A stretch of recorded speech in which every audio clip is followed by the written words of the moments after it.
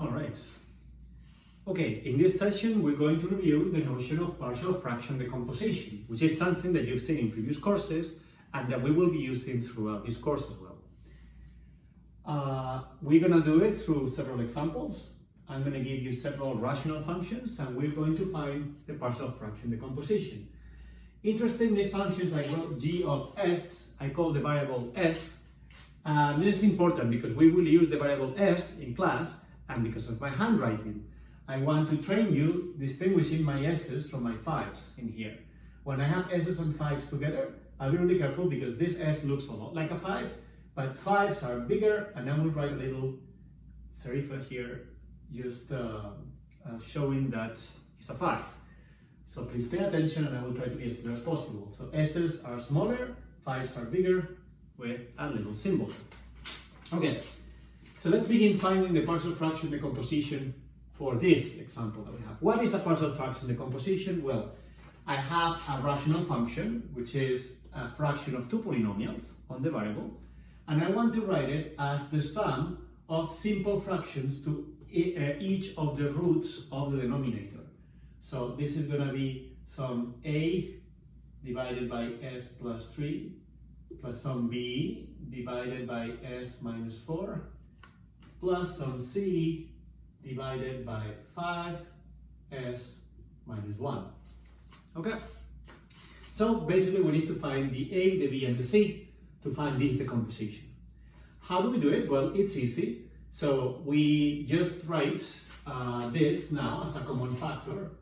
So again, we pull together s plus 3, s minus 4, and 5s minus 1. And then we add the common denominator.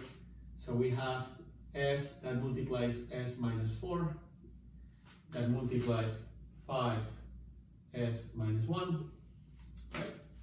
Plus, and we continue this, b that multiplies s plus 3 and multiplies 5s minus 1, and finally c that multiplies s plus 3 and s minus 4. All right, because we have that now, we can expand this equation. So we have an equation on the left, so you see this is the same denominator, so the numerators have to be equal. So we get the equation that 86, from here we get that 86, let's see if you can see that, 86s minus 78, it's equal to, and I expand this product, well, I'll write it explicitly, a s minus 4, 5s minus 1, plus b s plus 3, 5s minus 1, plus c s plus 3, s minus 4. All right, our objective is to find a, b, and c. And we do have three equations for a, for b, and for c. How do we know those equations? Well, we know those equations because we can do several strategies here. We can equate all the powers of s squared on the left to all the powers of s squared on the right, all the powers of s on the left to all the powers of s on the right, and all the powers of s to the 0, all the constant independent factors on the left to the independent factors of the right. Actually, here there's an easier way to do it. We're not going to do it like that here. The easier way to do it is like, well, just let's check how can I cancel b and c by choosing a value of s. So this is true for all s. So I'm going to choose the value of s, for example. If I want to determine a, I want to cancel b and c. So if I choose s equal minus 3, I get on the left hand side minus 336, which is 86 times minus 3. It's equal to, all right, so minus 3 minus 4 is minus 7, so a multiplying minus 7, and then here minus 16. All right, this is minus 15, minus 1, minus 16. So I got an equation for A. That tells me I can solve for A, and A is minus 3. Just arithmetic on this. All right. So picking the value as minus 3, I got an equation for A, and I solve for A. This is one of the things I need. Okay, cool. So now I do the same thing for S. Say that I want to cancel A and B to determine C, for example. So if I pick S equals to 1 over 5, it would cancel this, it would cancel this, I would have only the C term, so 1 over 5. If I pick that, then on the left hand side, I get minus 304 divided by 5. This is what I get multiplying this by 1 over 5 and subtracting 78 from it. And this is equal to, this term cancels, when S is 1 over 5, is 1 minus 1. This term cancels, only the C's are left. So what I get is C for the first one is 16 over 5. All right. And the second one here is minus 19 over 5. All right. So that gives me an equation on C that allows me to just solve for C, isolate C here, and C is 5 if you do the arithmetics. All right. And finally, if I get S equals 4, then I'm going to cancel the A term, I'm going to cancel the C term, and I'm only left with the B term. So let's do S equal 4, and that gives me, on the left, 266. On the right, B times, right, so it's 4 plus 3 is 7, so 7, and 20 minus 1, 19, right? So solving for B becomes very easy. B is equal to 2. All right, so I found A, B, and C. Now I'm prepared to give the final solution, the simple fraction decomposition or partial fraction decomposition for G of S. It's equal to, first one, A is minus 3, so from this expression, all right, I substitute and I get minus 3 divided by S plus 3 plus 2 divided by S minus 4 plus 5 divided by 5S minus 1. And this is the final result that we box. All right, I hope it's clear, but let's do more examples. All right, now we have a different function here, and the difference here is that we see how we have a complex root in the denominator. You see, S squared, this denominator cancels when S is actually the square root of 11 multiplied by I. Okay? So you see in these cases where you have, again, real root and then two complex conjugate roots, like this, the way to do it is slightly different, as you may remember from your previous calculus. So the partial fractions here are going to be one with the denominator S minus 6, and the other one we have to write BS plus C divided by S squared plus 11, where we have a second degree simple fraction factor. We need to write the extra power as well in the numerator. Okay? All right. So then we do the same thing. We do a common denominator here, and then we get that the common denominator is going to be the same. It's going to be S minus 6 multiplied by S squared plus 11. But then I get A multiplied by S squared plus 11. And then I get plus BS plus C multiplied by S minus 6. All right, so now I have here the same denominator as there, so I can equate the numerators. Sorry, so we have this, as I said, we equate the two, because the denominators are the same, we can equate the numerators, right? And then we get the following equation, 2 minus 5s is equal to A S squared plus 11 plus BS plus C S minus 6. All right. Now, this one is less easy than the other one. We cannot just, we could make S equals 6 and cancel this and find the value of A, But let's not do that, let's do it the long way, because in this case you're going to have to do it anyways, because this one you're going to be able to cancel with a choice of s. Okay, so what is the long way? The long way is that let's expand the right hand side. So the right hand side, so if I expand the right hand side, I get 2 minus 5s, it's equal to, and I get as squared plus 11a plus bs squared plus, or minus, 6bs, right, plus cs minus 6c. All right. And now what I'm going to do, I'm going to group all the powers of s. So if I group the powers of s, on the left hand side, I get 2 minus 5s. On the right hand side, I get s squared that multiplies a plus b, this one and this one, plus c minus 6b that multiplies s, okay, c minus 6b, and the independent factor 11a minus 6c, okay, this one and this one. And now I know that on the left has to be equal to the right, the left has to be equal to the right, so that's true for all values of s, and that means that all the powers of s have to be equal independently in order for the two sides to be equal. So if we write the equations for the terms that multiply s squared, on the left hand side I have 0 terms multiplying s squared, so 0 equals to what multiplies s squared here, which is a plus b. A plus b. All right, nice. The next one is things that multiply s to the power of 1. On the left hand side I have a minus 5. Minus 5 is multiplying s. Okay. And on the right hand side I have c minus 6b. C minus 6b. All right. And then finally, the terms that multiply, this is not a 5, this is s to the power of 1.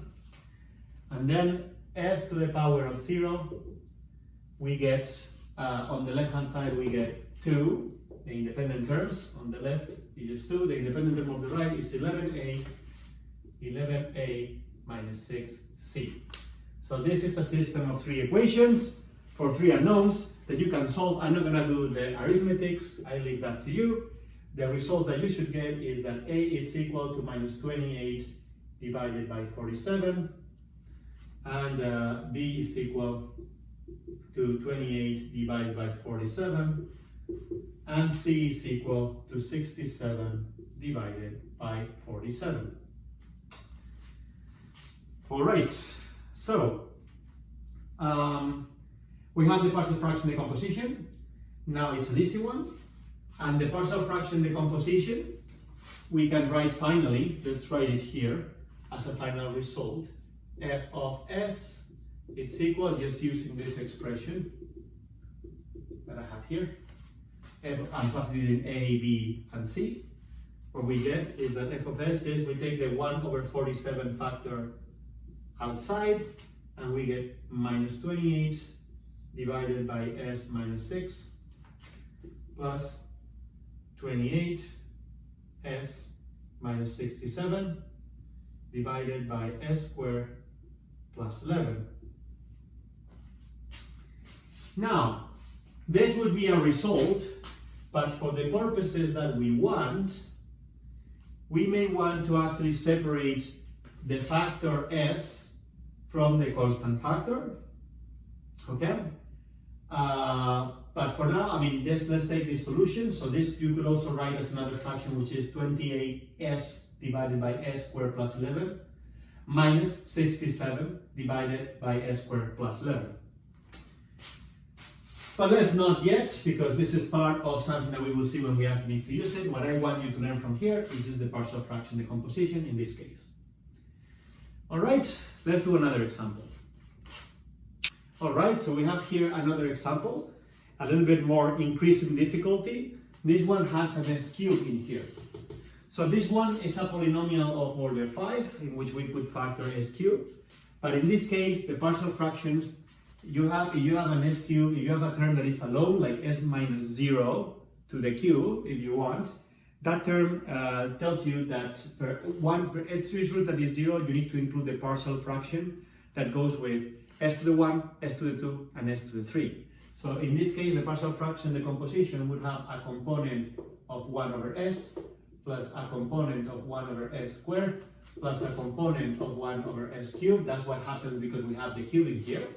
So you always, when you have one isolated power, if you want, or s to the 0, you need to consider the 3. These are 3. It's a product of 3 simple fractions if you want. You need to consider that it could be 1 over s squared, or 1 over s cubed. Okay, there will be terms on those. And then finally, the second one, because this is quadratic, this one will have ds plus e. So combining levels of difficulty as we go up, s squared plus 4s, or d, sorry about this, 4s plus 5. All right, so same thing as before. We write the common fraction. Again, I'm not going to write it again. We have a common denominator that would be s cubed s squared plus 4s plus 5. And then here we have the numerator that results from combining all this multiplied by the right powers. Let me just write this numerator here. So we equate 25 to that numerator. So the equation that we get on the left, 25. Let me just write it again. Sorry about this. So on the left we get 25. And on the right, that numerator is as squared times s squared plus 4s plus 5. It's a 5. Oh, 5s. There we go. Plus b. I need to multiply by s to get the s cubed. b times s squared plus 4s plus 5. Okay, and this is making sure that it is an s. And c multiplied by s squared plus 4s plus 5. Okay, and then finally ds plus e multiplied by s cubed. All right, this whole thing is this numerator. Maybe I'll do it like this. This thing is all this thing. All right. Okay. So now we expand and regroup powers of s on the left and on the right. On the left is easy. It's just a 25. On the right, on the other hand, we group them first. Whatever multiplies s to the power of 4. 1 multiplies s to the power of 4. So we see an a from here and also a d from here. So a plus d. A plus d. All right, multiplying s4. Plus 1 multiplies s to the power of 3. Well, let's see. There's 4a from this one, b from this one, nothing from c, and e from this one. So we get 4a from the first one, plus b from the second summand, plus e from the last summand, and nothing else multiplies s cubed. Okay, what multiplies s squared? Well, let's see. There's 5a from the first one, 4b from the second one, c from the third one, and nothing from the fourth one. So we get 5a from the first one, plus 4b from the second one, plus c from the third one, nothing from the fourth one. Okay, what multiplies s to the 1? Maybe we can write a 1 here. S to the 1, well, we get nothing from the first one. We get 5b from the second one. We get 4c from the third one. And that's it, nothing from the last one. So it's just, this is not a 5, it's s to the power of 1. This is 5b from the second one, plus 4c from the third one, and nothing from the others. And then finally, the independent term, no independent term in here, no independent term in here, 5c, independent term in here, and no independent term in here. So the independent term is just 5c. right. So now we do the same as before. We write the system of equations first.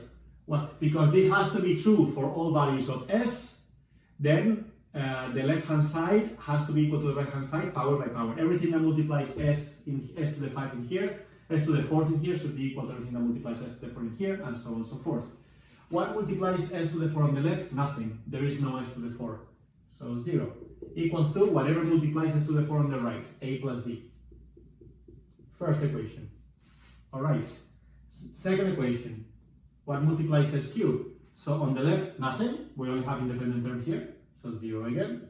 And on the right, I'm going to get 4a plus b plus e. Alright, second equation. Then, s to the power of 2. Well, also nothing on the left, so 0. And on the right, 5a plus 4b plus c. Okay, s to the power of 1. On the left-hand side also 0, there's no s's here. And on the right-hand side, we get 5b plus 4c. And finally, the independent term, we have s to the power of 0, if you want, the independent term, 25 on the left equals to 5c on the right. There we go. So a simple linear system of 5 equations for 5 unknowns. Then we can solve for them. I won't do the arithmetics for you, calculator will do it for you, or you, if you want. And what we get is that a is equal to 11 over 5, b is equal to minus 4, c is equal to minus 5, to 5, d is equal to minus 11 over 5, right? And e it's equal to minus 24 over 5. All right. Okay, well, we found that. Then that means with those numbers, using this and the values of these constants that we found, we get the simple fraction decomposition, and we get that h of s it's equal to, we can take the 1 over 5 as a common factor, and here is a 5. And this is 11 over s minus 20 over s squared plus 25 over s cubed minus 11s plus 24 divided by s squared plus 4s plus 5. And there we go, this is our answer. All right, this is the composition that gets as difficult as it can get, okay? This, I think, covers it for all the 3 examples, that it won't get more difficult than this for you. And hopefully, this already you've seen in other courses, so this concludes our review of partial fraction decomposition. Make sure that if you don't understand something, bring up questions when we meet, and again, review your notes if you have seen this before, which you have. I know that it's part of the calculus course that you've seen before. All right. So that's it.